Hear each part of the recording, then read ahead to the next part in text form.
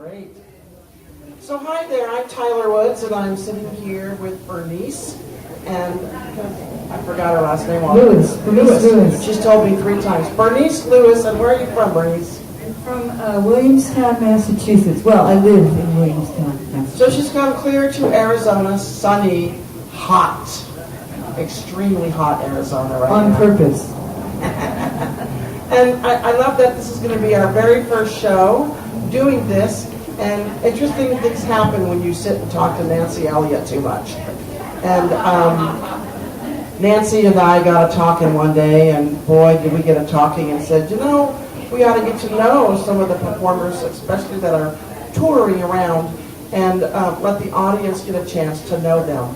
So I'm going to do a little interview, and then if you guys have a real burning question, we'll take a few questions, and then we'll get her going. So how many of you guys know of Bernice? Raise your hand. Oh, good. Hardly anyone. Those folks over there, and those folks over there. They're all in the wings.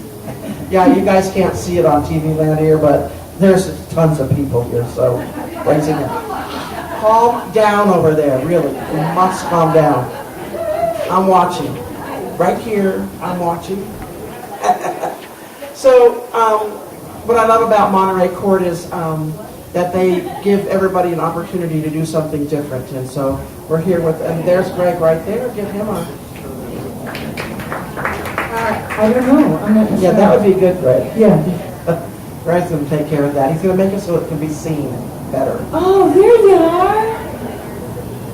It's my friends from Tucson. Beautiful. Yep. Or See it somewhere loud and near clear. Tucson. I don't know where. Thanks, Greg. Give Greg a hand for even putting this place together. My goodness.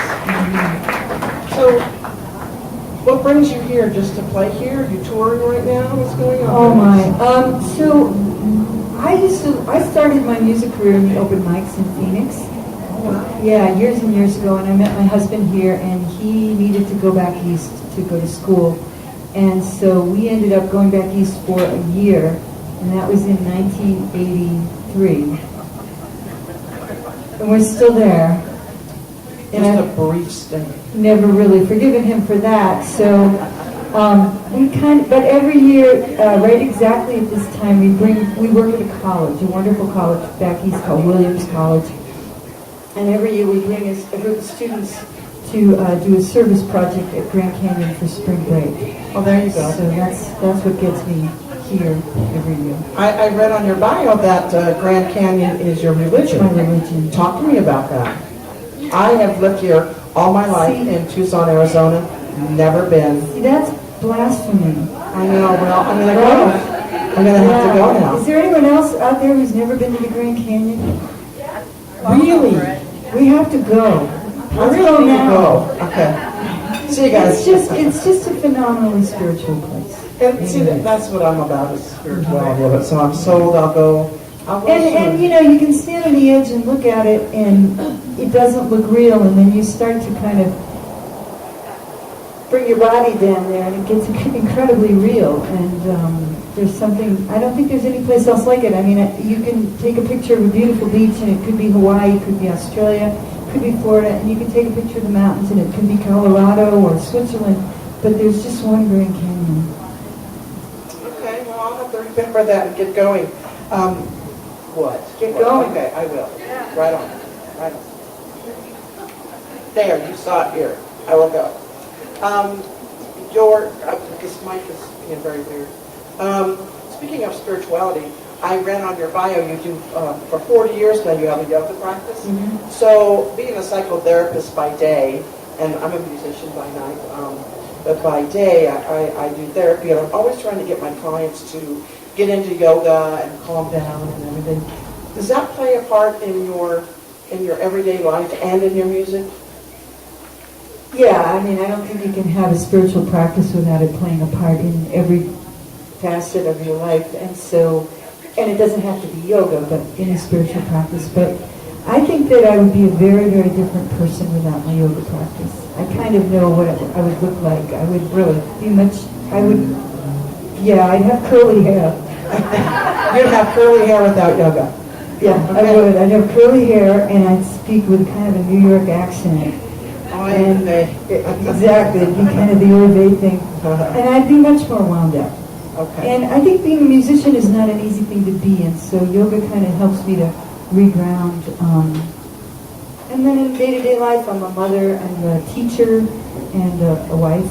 And so yeah, I think it's an all-around useful tool that I never can understand why more people don't gravitate toward it, especially men. There's so many women. I mean, you go to these yoga classes, and it's almost all women. And I haven't figured out. And people say to me all the time, "Oh, I can't do yoga," and that's just like that sentence is a non-entity because anyone can do yoga. You can do it sitting in a chair. You don't have to do fancy poses to do yoga. So that's my commercial for yoga. I know a yoga instructor, and I said, I need yoga for fat people because, I am not twiggy. And I have no problem with the word or anything. So she gave me daily practices and sent them via email through a video of daily practices of yoga, and I really appreciated that. Yeah, you don't have so to. anyone can do it, because if I can do it, You don't anyone have to can be do able to it. stand on your hands to do it. It's not about that at all. Right, So, right. and for those of you who are, like me, starting to fall apart a little bit, I will tell you, I really truly believe it's the elixir of youth. Oh, there you go. Yeah. Well, I'm a Chicano girl myself, so That'll work. That works. Hey, speaking of, you, about music, getting back to our music and everything, you have worked, I heard that on your bio, you trained with Bobby McFerrin, you have worked with Roseanne Cash, you have worked with the Dixie Chicks, the list here, Peter, Paul, and Mary. Tell me what that was like to work with all these people, and who was your favorite to work with, if there is a favorite? Yeah. I mean, of course, it's every single person on the list like that is going to be completely different.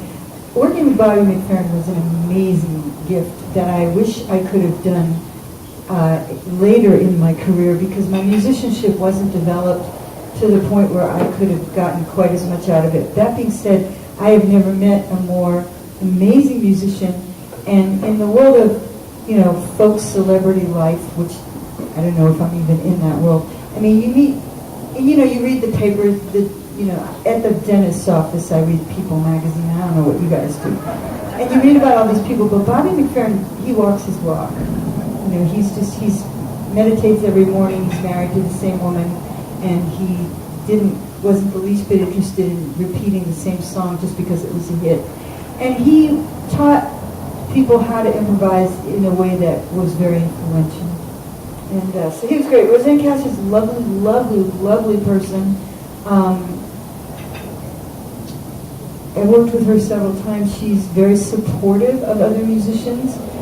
She tries to do a lot for a lot of people. I can't remember who else. Oh, the Dixie Chicks. I just got to open for them once, and I have this deep and abiding regret.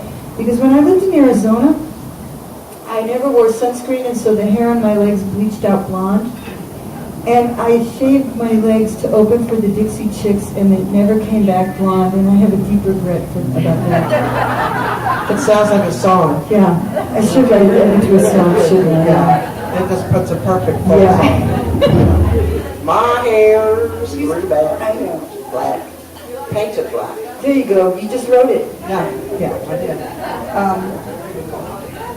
I've never told that story before. Okay, it's the first here, ladies and gentlemen. Tucson, It's not Arizona. through a microphone. Has anybody visited her webpage at all? Would you tell them what your webpage is? It's BerniceLewis.com. So Very that's mysterious. well, no, you need to write that down because it's a fascinating webpage because it gives a list of everything that Bernice is involved with, and she's involved with a lot of things.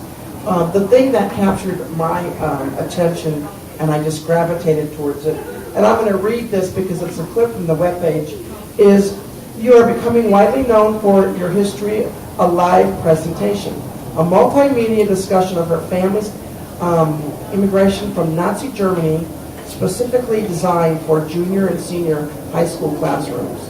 Her song, Way to Survive, which won an award from the American Zionist Movement in 1996. Talk to me about that program, because today more than ever, there's a big attention. I mean, Here in Tucson, we've been having problems Yeah. with things happening to the Jewish center and everything, and it's happening all over the country. So my fear is we're not paying enough attention. And here you There's are an awful lot of teaching things happening all over the country it. right It is. now. It is. So I've been doing this program for maybe 10 years, and it's mostly focused in junior high schools, in AP classes in high schools, and I basically just go in and talk about my family's immigration. I try not to focus on the graphic stuff because I think that the sensationalism of the Holocaust sometimes is a distraction for what caused it and what it did in terms of the history of people's families. And then talk to kids a lot after, and I show pictures and sing songs, and I show pictures of my family. I don't show any concentration camp pictures. There's just plenty of that out there. And then I talk to them a little bit if there's time. Usually a school period is 45 minutes long, so you run out of time fast, about their families and their families' histories, because I think that kids don't, and I don't mean just kids these days, I mean kids, because I didn't either, don't think to ask their families about their history, and your parents actually think you know what happened. And so history is passed along through story. And so that's just one of the things I do. I've gotten to do it here in Arizona at the Grand Canyon School quite a few times now. I've never found any other schools in the state to connect with. So, Really? yeah, I would love to find someone. Well, So if you have friends could be a who job. teach, it's useful to connect to the teacher first. Teachers are really overwhelmed these days. Yeah, really overwhelmed. So. You teach other classes too? I teach songwriting at Williams College, songwriting and performing, which is a great gift also. I work with amazing kids. Awesome. That's got to be a wonderful thing to do, being a singer-songwriter, performer, to teach Wonderful. And I teach at Colorado College too, about once every 4 years. It's a great thing to do. I love working with them. So let's talk ukulele, because I play in a band called the Wicked Bad Girls. A lot of you know me from that. I have a song for you. Do you? What Don't is I? it? I have your theme song. Oh, what is it? I'm going to play it for you. All right. I can play it for you now. Let's do it right now. I'm going to play it now, 'cause I wrote this with this great blues player from Canada named Susie Minnick. Let me remove myself. No, just stay there.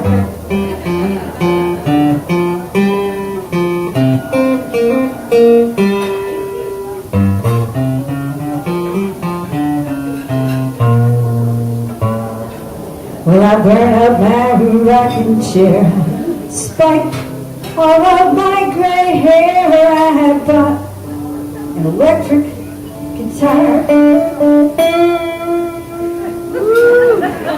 I practiced that in the mirror. I watch too much MTV.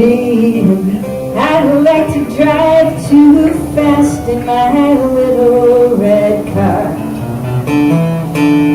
I like a female, the younger, the better, and I've given Goodwill all my cardigan sweaters. One thing I've learned from my time in this world: well, you're damned if you do, damned if you don't, so you might as well be the bad girl.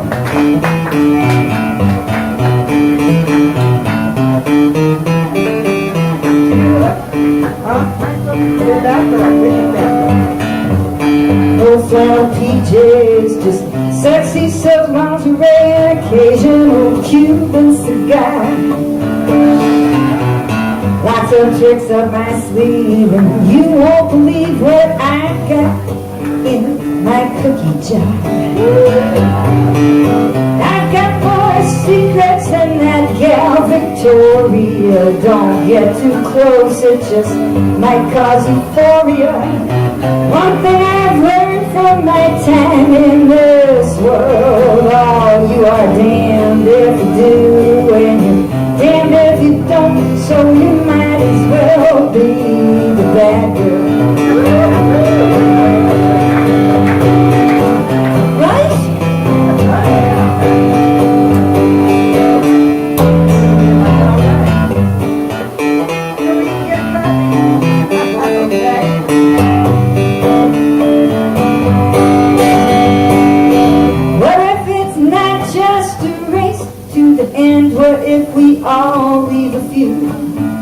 expenses to mend. One thing I've learned from my time in this world, oh, you are damned if you do and you're damned if you don't, so you might as well be the bad girl. You know you want to sing this with me. Damned if you do, damned if you don't, so you might as well be the bad girl.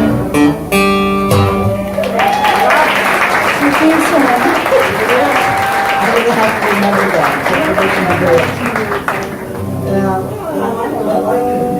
So tell me about your ukulele. So, Bad girl. yeah, so about 25 years ago, I was invited to join an all-women's ukulele band called the Ladies Auxiliary Ukulele Orchestra. Awesome. I can play you one of our songs. Mariah's going to bring me a ukulele soon. Are you on right now? Yeah, because I'll do one in the...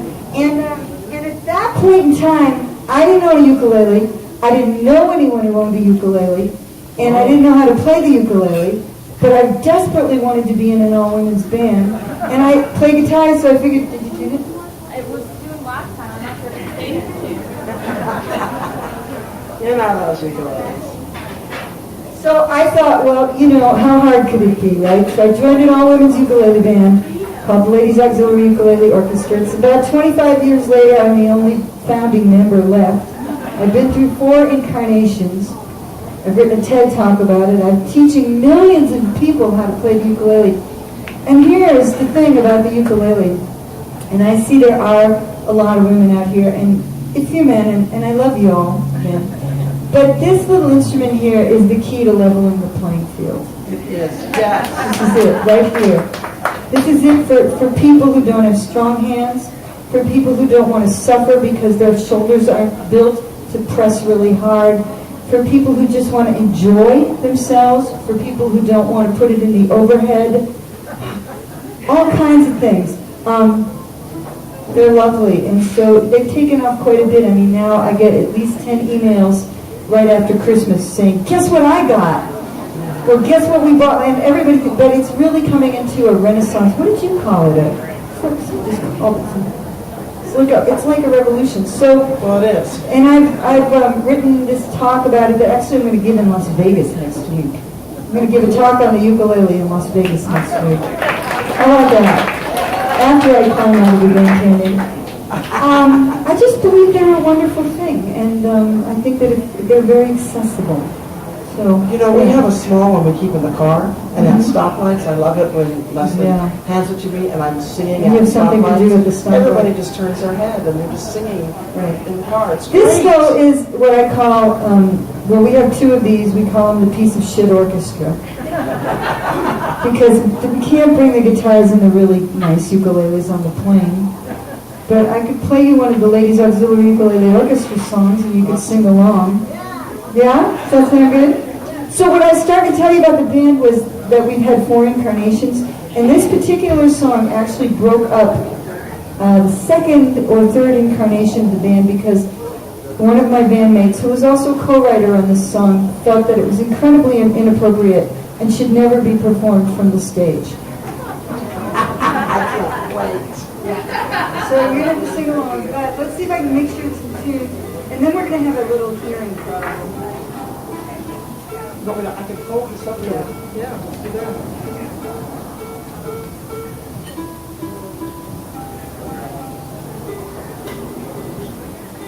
Yeah, we're gonna put a little mic on it, and then later I don't know what we're gonna do when Mariah comes up to play with me. Golly, I'm getting a lot of video here. All right. This thing costs $20. You ready? Ooh. I thought you were gonna tune it for me. Mom, I just tuned it.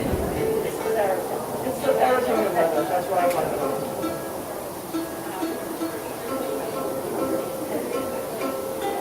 Right, here we go. I'm the queen of the itty bitty bladder club.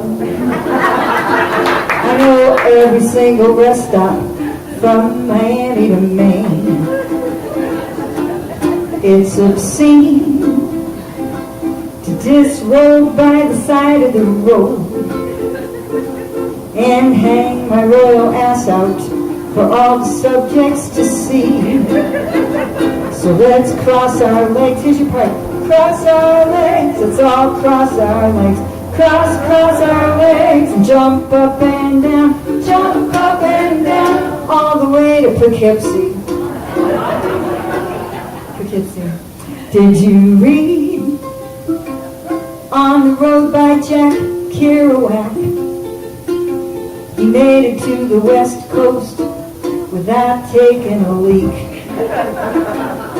He'd never stop, he would never stop for a Starbucks in Albany and forget to take a preventative pee.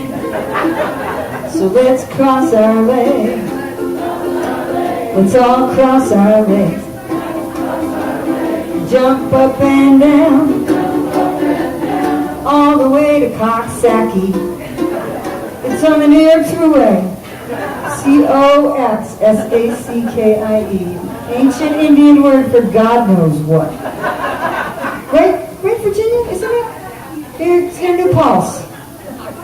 Coxsackie, that's right. You're sorry, okay, I'm sorry too. Yeah, the trouble is I really need to whiz. I can't procrastinate. I've got to. Everybody?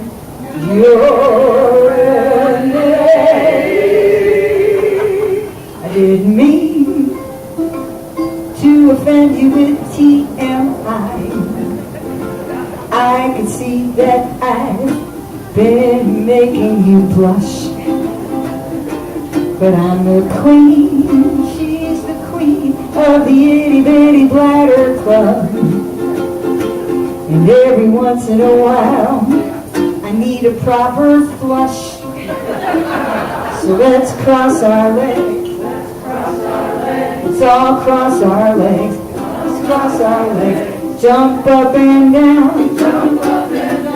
All the way to Terlingua.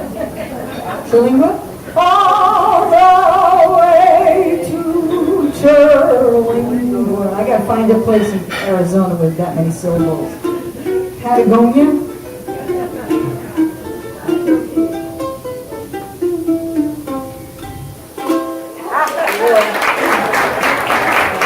Don't try to play this in tune. Well, I think that's it for me. I think I got questions. If you guys like this, please, we're thinking about doing it once a month. If you enjoyed this, please let them know at Monterey Court. Please let them know that you enjoy getting to know the musician a little bit on the side before you hear them. And thank you very much for being our very first. I want to hear from my new BFF, Tyler.